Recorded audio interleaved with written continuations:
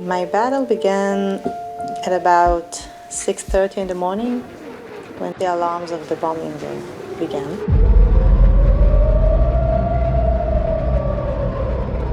We get a warning on the phones that there's a breaching of the border and they suspect that some terrorist has gone through and we should be aware and stay in the safe room.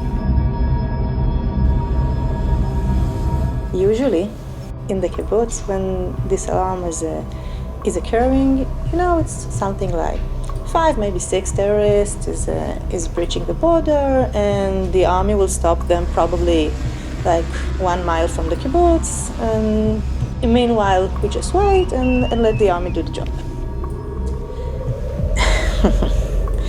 It wasn't the same. In the kibbutz, we have a WhatsApp group of mothers. And about 7:15 in the morning, one of the mothers is saying, there's a terrorist at my porch.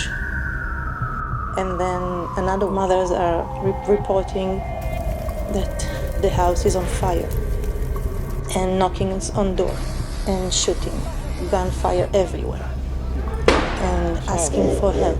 It's absolutely panic everywhere. الله أكبر والعزة للإسلام والمسلمين. And the hours are going by, and really soon it became very clear that no one is coming. We have zero help, no army, and so many terrorists all around. We are surrounded.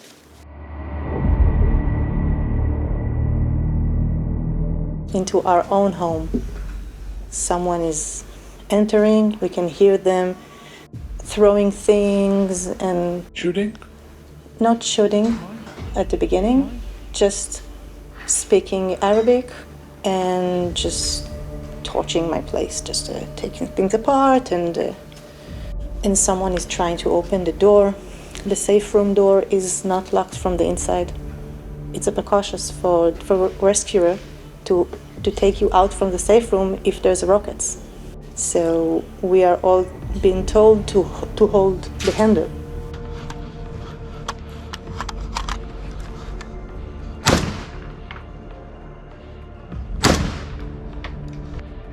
You just heard an amazing story of Or's cousin.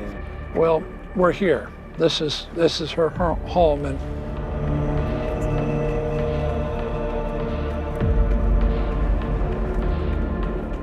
now we're gonna get inside the shelter where everything happened. My husband owns a gun. He owned the gun. And he took the gun with him when we entered the safe room. Another group is entering the house, and this time they go straight to the door. And my husband, of course, is holding as hard as he could. And he's holding the door maybe for half an hour. And he told me, I think I can't take it anymore.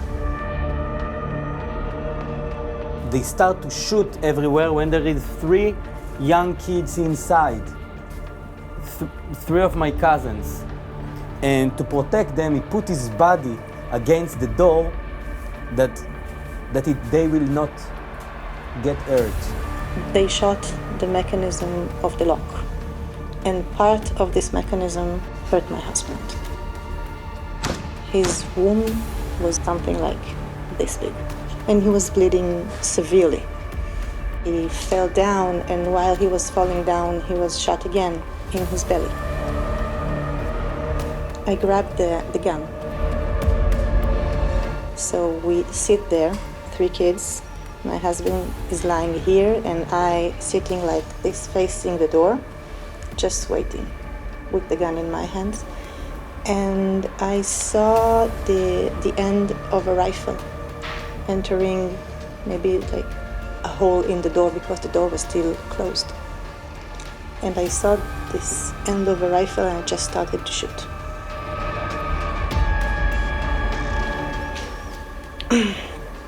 And then we heard some noises from the door and we smelled smoke.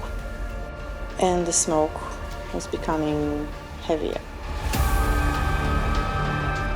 At this time, there were already soldiers inside the kibbutz.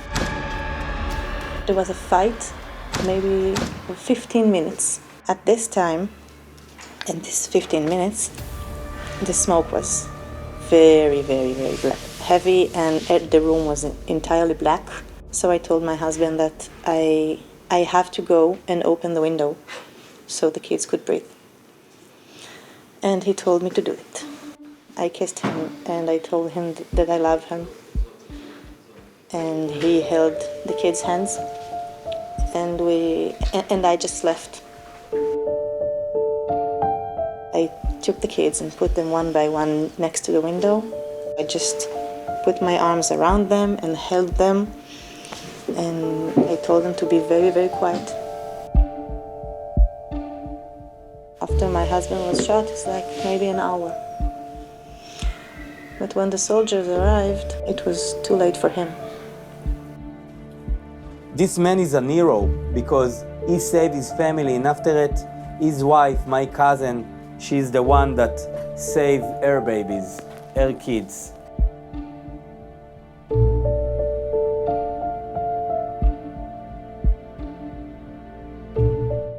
I want to talk to you about Makal and Noi. He was the garage manager for this kibbutz. Lovely family, tremendously filled with dreams and hopes, young, with Israeli flags flying in front of their house. Very tolerant people, reaching out to the community, the Arab community, and the nightmare from hell on October 7th, where they wake up and terrorists trained in Iran, ISIS Hamas terrorists, who only had one intention: raping Jews, beheading Jews, burning Jews alive, while they laughed and ate their Shabbat meal, and where they got in their cell phones and bragged about it to their parents. I killed 10 Jews. Allah Akbar. This is an incredible story that you've just heard. She told her story. He died trying to save his wife. And she courageously took his gun and opened the door and shot the terrorist, and then fell on the 3 babies. Can you imagine the hell she's going through and those children are going through? She's a widow. They've lost their father. Can you imagine? But now it's even worse, because not only is she filled with unspeakable trauma, and this nation's at war against Iran, it's going to get a lot worse, but she's got nothing. Nothing. Everything. They destroyed everything. Everything is gone, except the bills. So, what can I tell her? I can't tell her, God bless you. I'm praying for you. I've got to help her. And we can help her with vouchers, because she's got to have money to buy things. The babies have nothing. She has nothing. And there's people all over this nation. I stood there in the middle of the massacre, the field, where the teenagers were dancing and singing, and saw the massacre. The massacre in the kibbutz, the massacre throughout the nation of Israel. And it's not over yet. This nation's been burying their dead every single day. But we have the power to light a candle rather than curse the darkness. So I'm going to be doing vouchers, more vouchers, $50 vouchers. And a lot of them are going to need more than one. They may need 2 or 10. More than one, because they have needs. And the needs are not going to be met unless we reach out in compassion. So I want to encourage you, everyone can at least sponsor 1 voucher. Everyone can do that. But many of you can sponsor 2 and 5 and 10 vouchers. The survivors across the nation, Holocaust survivors, we can give them vouchers. You've got over 200,000 displaced people. It could be much greater. It could be 500,000. It could be 1 million.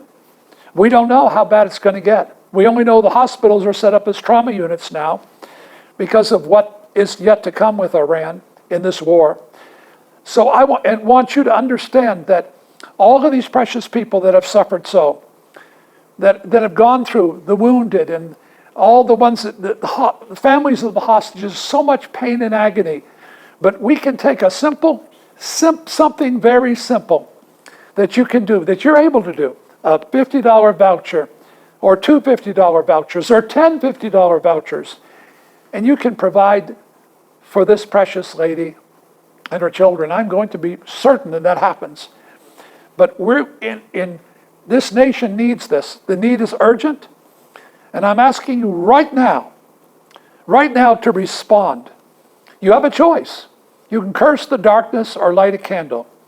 Do you know every terrorist was promised $10,000 and a new house if they could prove they killed Jews and could take a Jew hostage? And so they videotaped it all.